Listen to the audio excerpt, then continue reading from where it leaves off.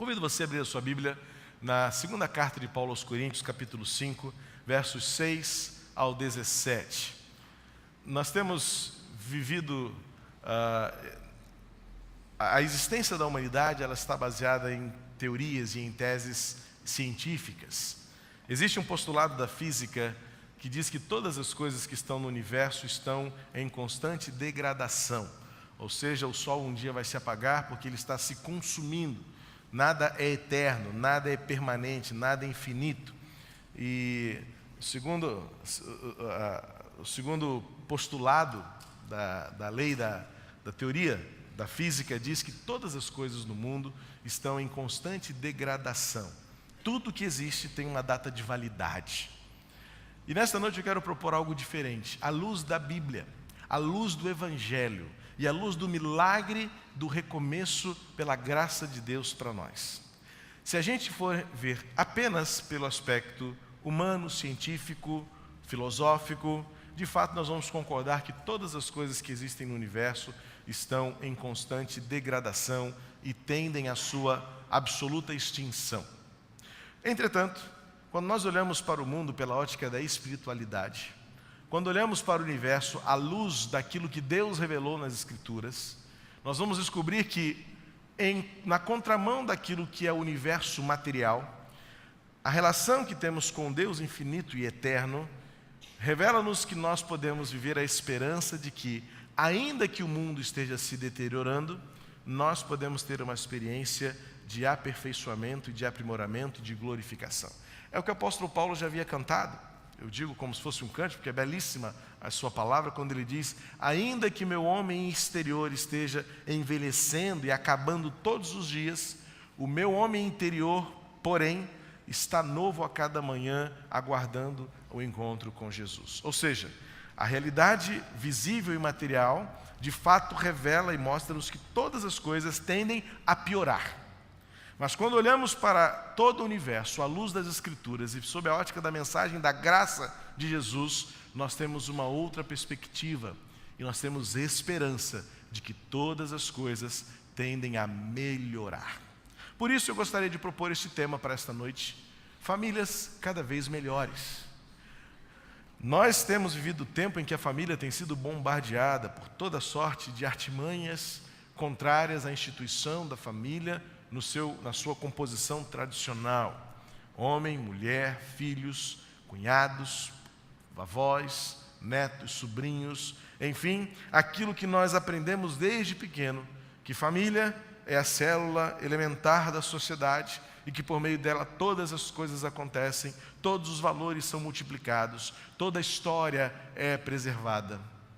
Mas hoje nós temos visto uma transformação, mudanças nos conceitos e nas ideologias que podem nos dar a impressão de que não há mais um caminho a percorrer, não há mais um futuro a esperar, não há nada o que poder melhorar. Mas à luz da Bíblia, eu vou usar um texto que não tem nada a ver com família diretamente, mas eu vou fazer uma ponte que você vai entender que, na verdade, a Bíblia toda, do início ao fim, ela é família. Um texto bem conhecido de 2 Coríntios, capítulo 5, versos 6 a 17, que diz assim: portanto, temos sempre confiança e sabemos que, enquanto estamos no corpo, estamos longe do Senhor, porque vivemos por fé e não pelo que vemos. Temos, pois, confiança e preferimos estar ausentes do corpo e habitar com o Senhor. Por isso temos o propósito de lhe agradar, quer estejamos no corpo, quer o deixemos.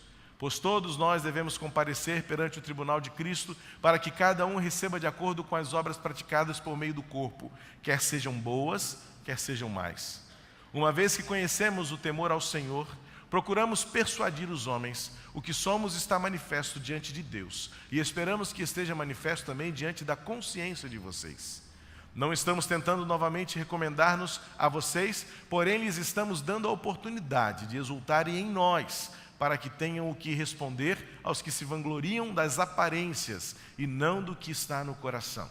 Se enlouquecemos é por amor a Deus, se conservamos o juízo é por amor a vocês. Pois o amor de Cristo nos constrange, porque estamos convencidos de que um morreu por todos, logo todos morreram. E ele morreu por todos, para que aqueles que vivem já não vivam mais para si mesmos, mas para aquele que por eles morreu e ressuscitou. De modo que de agora em diante a ninguém mais consideramos do ponto de vista humano. Ainda que antes tenhamos considerado Cristo dessa forma, agora já não o consideramos assim. Portanto, se alguém está em Cristo, é nova criação, as coisas antigas já passaram, eis que surgiram coisas novas. Vamos ler todos juntos o versículo 17? Portanto, se alguém está em Cristo, é nova criação, as coisas antigas já passaram, eis que surgiram coisas novas. As coisas antigas já passaram. Queridos, aqui está o pressuposto fundamental daquilo que em outros lugares encontramos na Bíblia, de que ainda que o universo esteja física ou materialmente em constante degradação, tendendo à sua própria extinção, sob a ótica de Deus, sob a ótica da espiritualidade em Cristo, sob a ótica de uma nova vida em Cristo, temos a convicção de que todas as coisas tendem a melhorar pela boa mão do Senhor. É isso que nos move. As coisas antigas já passaram. Que coisas antigas seriam essas? É aquilo que marcava a geração do apóstolo Paulo, aquilo que é claramente visto nas suas palavras, no texto em que lemos, mas poderíamos também ler do versículo 1, a partir do versículo 1, para ver que Paulo estava falando de dúvida, Paulo estava falando de incerteza, Paulo estava falando de experiências negativas enquanto vivemos neste corpo. Ele fala do sofrimento deste corpo, das dores neste corpo, ele fala de viver de aparência, ele fala de egoísmo, daqueles que vivem para si mesmos, ele fala do afastamento. E aí eu chego a uma conclusão interessante. Desde que o mundo é mundo, a humanidade é humanidade. A gente tem, eu mesmo muitas vezes sou levado pela pressão do discurso, de usar expressões e jargões do tipo, temos vivido tempos em que... Só que, na verdade, a humanidade sempre foi a humanidade com seus problemas, com os seus pecados, com as suas mazelas. Muda-se sim a tecnologia, muda a metodologia, mudam-se os meios, mas a essência da humanidade sempre foi a mesma.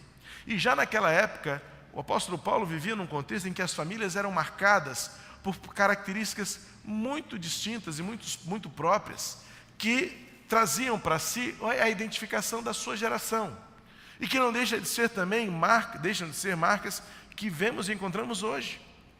Para que o apóstolo Paulo diga que hoje ele tem certeza, é porque existiam pessoas que tinham dúvidas. E nós sabemos que mais do que nunca, nós vivemos um tempo realmente em que a dúvida impera, a incerteza. Hoje pela manhã eu disse daquela matéria que eu li, até mandei para a Jane, todo feliz, da matéria no jornal, que dizia que homens gordos vivem mais. Fiquei feliz da vida com essa notícia. E mandei para a Jane para ela me encorajar. Ela me respondeu assim, matéria patrocinada, talvez pela Sadia, Perdigão, McDonald's, não é? Suspeite, porque cada dia uma novidade surge. E hoje em dia nada mais é certo, nada mais é plenamente convicto. O que determina a humanidade, desde a época de Paulo, pelo visto, é que o coração do homem é marcado por dúvidas, por insegurança, por incertezas. Aquilo que se diz ser hoje, amanhã já pode não ser mais. O amor que leva pessoas ao altar, no dia seguinte, diante do primeiro problema, já se torna uma grande catástrofe e já se considera como a melhor possibilidade o divórcio, a separação.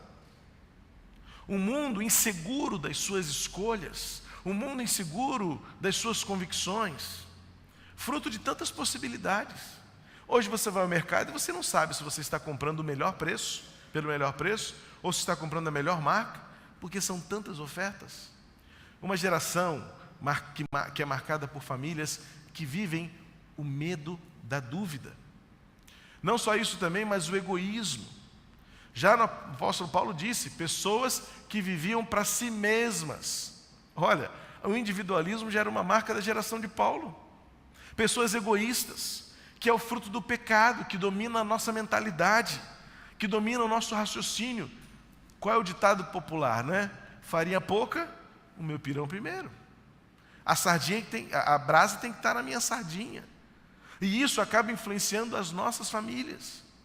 E de fato, olhando pela ótica humana, a gente tem pouca perspectiva de que alguma coisa possa mudar porque de fato parece que o mundo está cada vez pior. É o que a gente vive dizendo todos os dias. Onde vamos parar? Todos os dias a gente fica mais pessimista e fica falando, imagina na Copa. Isso reflete o quão pessimistas somos, de que nada pode melhorar. Eu fui pregar na Igreja Batista Barão da Taquara na quinta-feira. Quem mora naquela região sabe, a Jeremário Dantas está um horror. E eu comentei com o pastor Novaes e falei assim, e aí, vai melhorar? Ele falou assim, olha, não sei, eu acho que quando isso acabar, quando essa obra finalmente acabar, já vai estar tudo sufocado de novo. Porque as obras demoram tanto, e a gente continua correndo tanto, que as obras não dão conta. E a gente fica sempre assim, não vai melhorar. As ruas estão cada vez mais sujas, os bueiros cada vez mais entupidos, as obras são só para tapar buraco, as famílias estão cada vez piores, os filhos estão cada vez mais rebeldes. A gente olha para a situação e fala assim, não vai melhorar. Não temos nenhuma certeza de nada. E uma outra marca da nossa geração, já desde Paulo, é porque a humanidade vive mudanças sempre muito rápidas.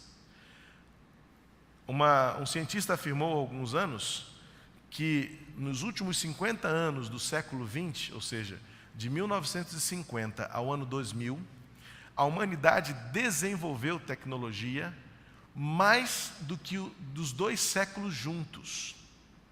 E a gente já percebeu que nesses 13 anos do século XXI, nós já temos visto coisas que nossas avós, aquelas que já morreram, não acreditariam.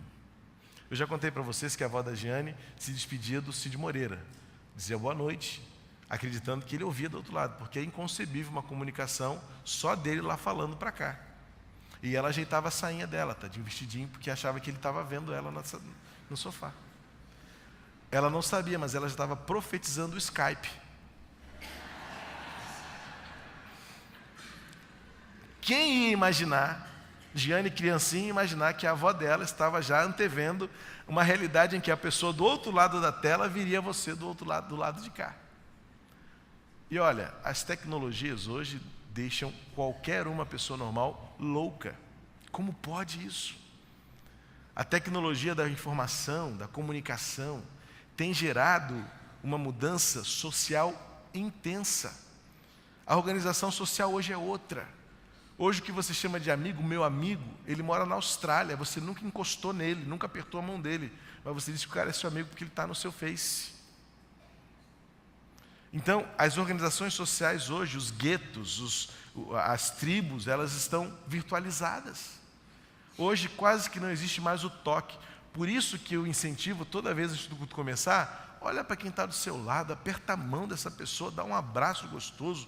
Como eu gosto de abraçar, no bebedouro eu recebi um abraço, um beijo gostoso do Daniel. Isso é bom demais. É o toque. O outro está vivo, está comigo, está aqui, calor.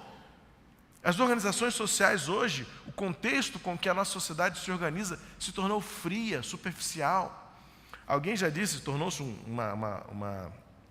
uma frase do momento, que diz que a tecnologia da internet aproximou as pessoas que estão distantes e distanciou as pessoas que estão próximas. Porque hoje quase que você manda e-mail para o seu filho descer para comer, porque está na hora, ou para subir do play, né? Manda um e-mail para ele que é mais rápido que tocar o interfone. De tão conectados que estamos. O tempo, que tempo é esse que a gente não tem para nada? Quantos aqui dizem que não tem tempo para ler a Bíblia, para orar, para gastar com seus filhos? As definições dos conceitos hoje estão totalmente contrários. Lembra quando eu disse que a Letícia falou que a mãe dela era madame? Pois é, minha filha acha que minha esposa é madame, pegando o carro todo dia de manhã para ir trabalhar, chega às 8h30 da noite, sai às 6h30 da manhã, ralada, cansada. Mas a filha acha que ele é madame. Na minha época, a madame era quem ficava em casa, com um monte de empregado para cuidar dos seus. Mas eu entendo que é o conceito da nossa geração que vai mudando, inclusive as suas formas de se relacionar. E a comunicação? O que dizer da comunicação? Você já parou para ouvir 2 adolescentes conversando? Por exemplo, na sua época, em que você, adulto, era jovem, você falava assim, vai na fé. Vai na fé era o seguinte, estou contigo. Hoje em dia, se um adolescente fala, vai na fé, tenha certeza que é totalmente o contrário. E aí, você vai hoje à noite? Vamos lá naquela festa? Vai na fé. O vai na fé é o contrário. É o só que não dele. Já viu os adolescentes falando assim? Hoje a festa está boa, só que não. Ele está dizendo que não é boa. Quando o adolescente diz, vou meter o pé, não precisa sair da frente não, ele só está dizendo que vai embora. O adolescente hoje fala assim, vou meter o pé, aí você já fala, vai quebrar a porta, vai derrubar a cadeira. Não, ele está dizendo que ele vai embora, numa boa. Eu estava observando umas gírias novas que tem aí, os adolescentes estão falando que os pais agora são gerentes. Um fala para o outro assim, você vai na festa hoje? Pô, meus gerentes não deixam. Alguns pais até parecem, né? Mas é engraçado isso. Outro adolescente falou para o outro assim, o fulano lá está coreando na aula. Coreano é de olhinho fechado, o cara está quase dormindo. Tem um negócio muito doido, gente. Os adolescentes são figuras. E eles conversam tudo por código. Eles falam um diálogo inteiro com 3, 4 palavras. Eles entenderam. A comunicação escrita, né? Agora os próprios professores de português ficam loucos com isso. Porque as palavras minguaram. Vossa mercê caiu para vós mercê, que virou você, que acabou com C, e agora é VC. Mas é a comunicação. A nossa geração, desde a época do apóstolo Paulo, era uma geração marcada por mudanças. É impressionante como tem adulto que se esqueceu que um dia foi adolescente também e que deu trabalho para os pais. Ou a gente entende que nós também fomos adolescentes e crianças que corremos no púlpito. Uma vez uma mãe falou, pastor, pode correr no púlpito? Pode. Você não queria correr no púlpito? O pastor Xavier contava que uma vez, quando acabou o culto da memorial, as crianças correram e ficaram disputando quem sentava na cadeira. Lembra que eram cadeironas bonitas, pareciam tronos, né? E as crianças disputavam para ver quem sentava no meio. O pastor Xavier teve uma ideia, tirou as cadeiras e botou um banco assim. Aqui tem, bota um banco, por quê? Era brincadeira, mas as crianças não podiam achar que sentar ali era como se fosse um rei da igreja. Então ele tirou as cadeiras. Mas tira as cadeiras, não tira as crianças. Porque cadeira é móvel. As crianças são vidas.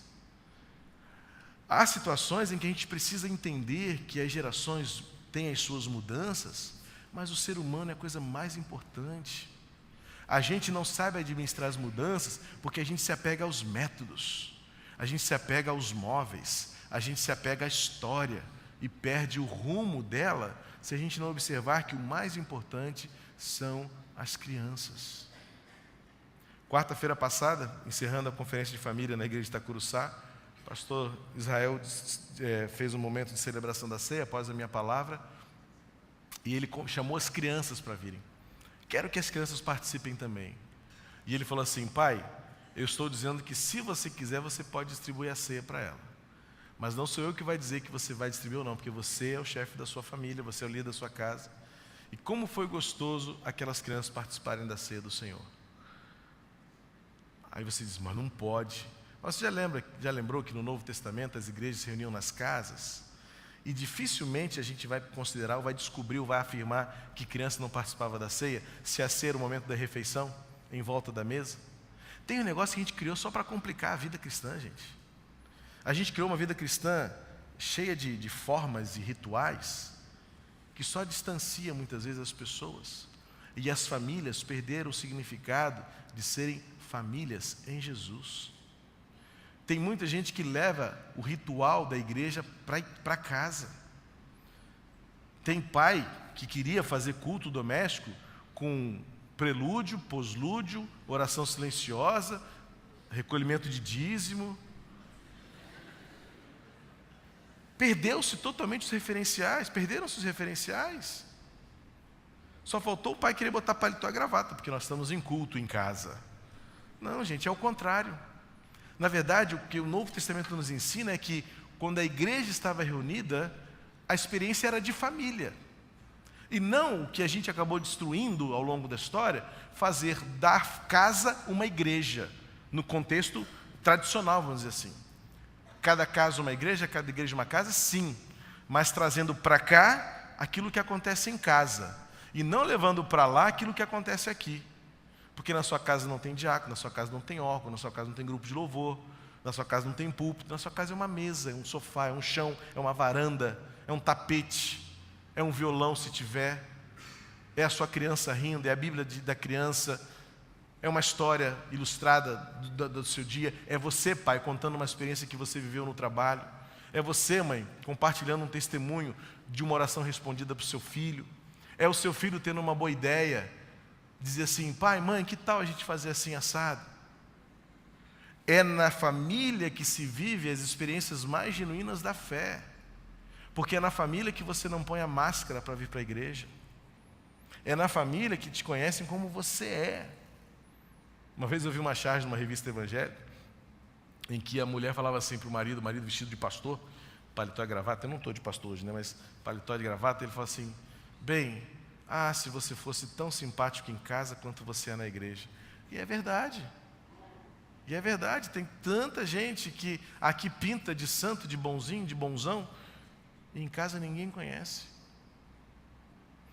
Mas isso faz parte da degradação do universo. Mas Deus fez algo para mudar essa história. Deus fez algo para restaurar as famílias. E as famílias são restauradas pela obra de Deus para a humanidade. E é o que Jesus, é o que é revelado pela palavra do apóstolo Paulo nesse texto. Quando as famílias restauradas são restauradas pela manifestação do poder de Deus. Primeiramente porque Cristo morreu. Paulo fala isso no texto em que lemos: Cristo morreu por nós. Se um morreu. E a morte de Jesus prova o amor de Deus por nós. Cristo morreu por nós, e isso traz à luz e à tona o fato de que não existe amor maior do que este revelado por Deus, e este amor alcançou a todos. O amor de Deus revelado a nós é a razão de, como família, podermos viver a restauração do novo, de um novo começo, da regeneração, da restauração. E Jesus não apenas morreu, mas Ele ressuscitou. E a ressurreição de Jesus revela o poder absoluto que Deus tem sobre vida e morte e restabelece o caminho para uma nova vida. O que esse texto tem a ver com família, não sendo um texto tradicionalmente de família, é que se você for uma vida restaurada pelo poder que há na morte e ressurreição de Jesus, isso se reflete na sua existência, na sua presença como membro de uma família, e a sua família será abençoada pela sua experiência com a morte e ressurreição de Jesus. Enfim, em resumo, bons familiares são resultado de bons crentes. E quando eu falo bons crentes, não são aqueles que praticam bem o rito, não. Bons crentes são aqueles que são iguais a Jesus, que vivem o poder e ressurreição da sua morte, que vivem o poder do seu amor revelado na cruz e que vivem o poder da sua ressurreição do sepulcro vazio. Cristo que recomeça todas as coisas. Famílias, ainda que marcadas pela dúvida, pelo egoísmo e por mudanças tão frenéticas, são famílias alvos do amor de Deus, que restaura e regenera todas as coisas. E a transformação acontece porque temos confiança. Olha o paradoxo. Em meio a uma geração que vive em dúvida, nós temos em Jesus a confiança. E eu posso dizer duas coisas acerca dessa confiança: que a vida vale a pena e que a família dá certo. Ou seja, na contramão do universo, na contramão da lei da física, na contramão das coisas criadas, ainda que tudo no mundo esteja em constante degradação e deterioração, eu tenho confiança de que porque Jesus morreu e ressuscitou, a vida vale a pena e a minha família pode dar certo, no poder da ressurreição de Jesus. Não só isso, mas em Jesus eu tenho a possibilidade de ver para agradar a Deus. E agradar a Deus significa abrir mão do meu prazer e da minha realização pessoal para fazer o outro abençoado e para viver, para dar alegria ao Senhor. Será que o Senhor sorri para nós quando Ele nos vê? Será que o Senhor sorri para a nossa família quando Ele nos vê reunidos? Quando Ele vê as escolhas que fazemos, quando Ele se assenta conosco para assistir os programas que assistimos? Será que Jesus sorri conosco quando contamos as nossas piadas, quando estamos com os nossos pensamentos voltados para os nossos ideais, os nossos propósitos. O apóstolo Paulo diz que enquanto a geração que ele viveu, vivia para agradar a si mesmo, é o que ele diz, ele estava disposto a agradar a Deus. E agradar a Deus muitas vezes é fazer aquilo que desagrada aos homens. Não é necessariamente esta ordem, mas algumas vezes, quando nós decidimos agradar a Deus, nós estamos abrindo mão de fazer aquilo que agradaria à nossa geração. É a coragem para ser diferente. É a coragem para ser e fazer a vontade de Deus acontecer. Viver para dar alegria a Deus.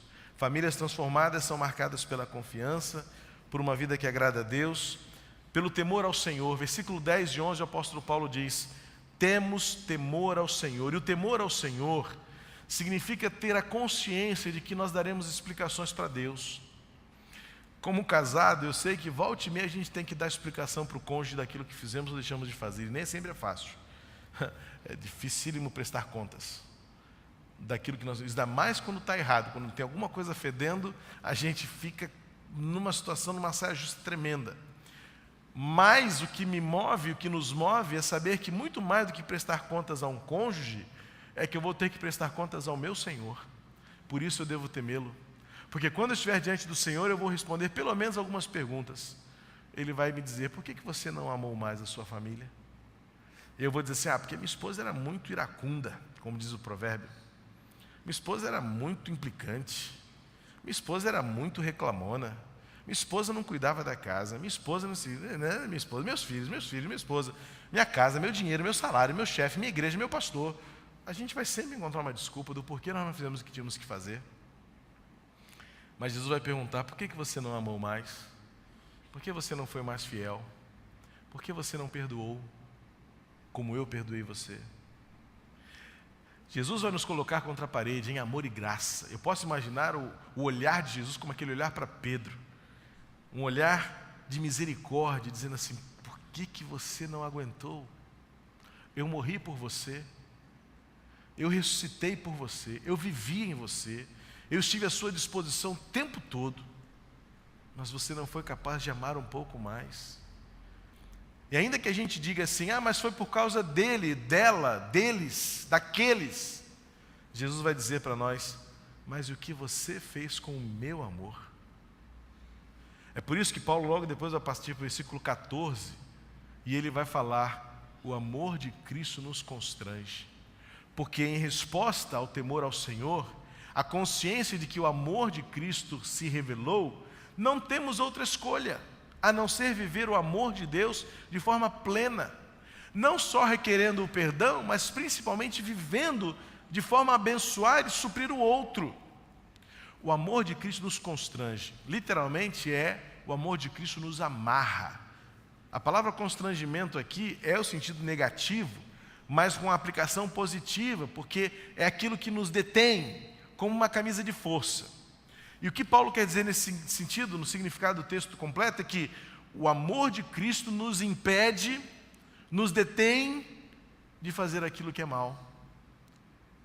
Por amor a Jesus, nós somos motivados a uma nova vida, a novos ideais, a novos pensamentos, a novos olhares, a novas escolhas, a uma nova vida. Por isso, o apóstolo Paulo consegue dizer no final, no versículo 17: as coisas velhas já passaram, eis que tudo se fez novo, porque Cristo morreu por nós e Ele ressuscitou. Não é algo automático, não é matemático, não é físico, não é químico. Não é uma boa intenção, não é um pensamento positivo, é o milagre da cruz. É fruto da fé, em que eu declaro que Cristo morreu pelos meus pecados e ressuscitou para me dar uma nova vida. Eu quero essa nova vida, eu quero ser uma nova pessoa, eu quero ser um novo marido todos os dias, acertar os meus erros, melhorar os meus acertos e viver para a glória de Deus, viver para agradá-lo. A maior evidência de que estamos em Cristo é que nós e nossas famílias estarão cada vez melhores, não só por aquilo que eu quero, ou não só pelo quanto eu quero ser feliz, mas pelo que eu quero fazer o outro feliz. O verdadeiro amor se revela não por aquilo que você sente, mas o verdadeiro amor se revela por aquilo que você causa no outro. Que Deus nos abençoe, a como família, vivemos a plenitude do amor de Deus revelado na cruz e na ressurreição. para que nossas famílias sejam cada vez melhores, fruto do nosso compromisso com Jesus, da nova vida com Cristo, que nos conduz e nos leva a vivermos a verdadeira espiritualidade. Você pode fechar os seus olhos e abaixar a sua cabeça?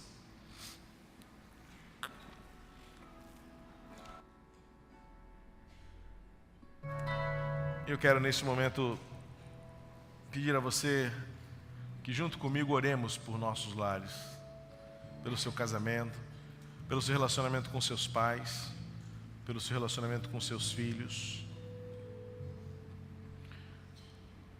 Jesus Cristo é o fundamento. Como disse pela manhã, não existe receita de bolo. O que eu faço não é o que você deve fazer,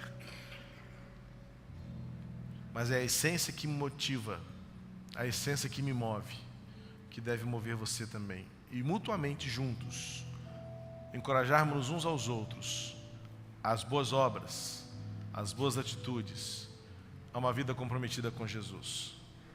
Pois se estivermos comprometidos com Jesus, nossas famílias serão cada vez melhores. Se nesta noite você deseja colocar a sua família diante do Senhor, mais uma vez, e olha, não desista. Você pode pensar, mais uma vez, tantas vezes quantas forem preciso. Colocar sua família no altar do Senhor nunca será demais. E nesta noite eu quero desafiar você a suplicar ao Senhor que o Senhor faça novas todas as coisas na sua casa. As coisas velhas já passaram, eis que tudo se fez novo. Nossa geração pode estar em constante degradação, caminhando a passos largos da sua própria destruição. Mas em Jesus nós podemos olhar além daquilo que os nossos olhos físicos nos mostram e ter esperança, ter confiança, viver para agradar a Deus, viver para revelar o seu amor, viver para que nossas famílias sejam cada vez melhores. Se nesta noite você deseja que essa seja a obra do Senhor na sua casa, eu gostaria que você ficasse de pé onde você está. É um gesto simples, mas que tem um significado profundo e valioso para a sua casa, para a sua família. E você estará dizendo: Senhor, faz a minha casa uma nova criação. E isso será possível na medida em que você restabelecer o lugar de Jesus no seu coração. Tenha confiança de que a vida vale a pena e de que a família pode dar certo. Viva para agradar a Deus acima de tudo. Deus, Ele que tudo vê, Ele que tudo sabe. Viva em temor ao Senhor, sabendo que você e eu prestaremos contas de tudo aquilo que fizemos ou deixamos de fazer. E não haverá desculpas, não haverá desculpas. Porque o Senhor nos amou de um modo incrível. E Ele nos deu todos os recursos necessários para que a gente faça com que a nossa família seja cada vez melhor, a partir de nós. E por último, viva o amor, pratique o amor, escolha o amor. E saiba que uma família cada vez melhor não é aquilo que você sente, é aquilo que você causa no outro. Portanto, em nome de Jesus, que você e eu estejamos nesta noite dispostos a causar no outro a glória de Deus. Há mais alguém entre nós que deseja nesta noite colocar a sua família, os nossos jovens que irão se casar também, esse é um desafio para você, uma vida inteira pela frente, que o Senhor também realize por meio de você uma nova criação no seu lar, aquele que está por vir, aquele que ainda irá acontecer, que já seja desde agora cada vez melhor. Esta palavra não é só para os casados ou para os casais presentes, mas é para os filhos também. Você como filho tem uma responsabilidade de contribuir e fazer com que a sua casa seja um lugar de vida. E essa palavra é para você também, filho, filha. Quero desafiar você nesta noite a também assumir o seu compromisso com Deus, de que como filho, fazer a sua parte, porque você é planta colocada à volta da mesa, que frutifica, como diz o salmista. Que frutos você tem dado? Que nova criação você tem sido nas mãos do Senhor? Quero desafiar os filhos também nesta noite, aonde vocês estão, se colocarem de pé para desejarem, quererem que a mão do Senhor esteja sobre a sua vida, para que seus lares sejam cada vez melhores.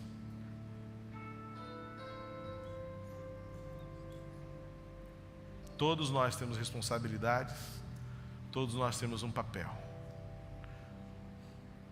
Que Deus tenha misericórdia de todos os nossos lares. Nosso Deus e nosso Pai, muito obrigado por estas vidas, que nesta noite entendem o desafio tão grande, de que nossas famílias sejam cada vez melhores para revelarem a Tua glória e o Teu amor no mundo em que vivemos. Pai querido, em nome de Jesus, que essas vidas que estamos de pé, sejamos alvos do Teu Espírito Santo, para que Ele mova-se em nós e nos conduza a uma vida de triunfo, de glória e de alegria e vitória, por amor do Teu nome. Senhor, que nós possamos causar e impactar na vida daqueles que estão à nossa volta, nosso cônjuge, nossos filhos, nossos pais, a Tua glória e o Teu amor. Uma vez que Cristo morreu por todos e ressuscitou por todos, nós somos alvos deste poder e queremos usufruir deste poder, para que por meio de nós a Tua glória seja manifestada nesta geração. E que nossas famílias vivam, Senhor, para revelar e refletir a Tua glória no mundo em degradação, no mundo que se autodestrói, paulatinamente. Nós possamos andar na contramão desta direção e mostrar à nossa geração que nossas famílias podem sim cada vez serem melhores, por amor do Teu nome. Abençoa-nos, portanto, em nome de Jesus. Amém.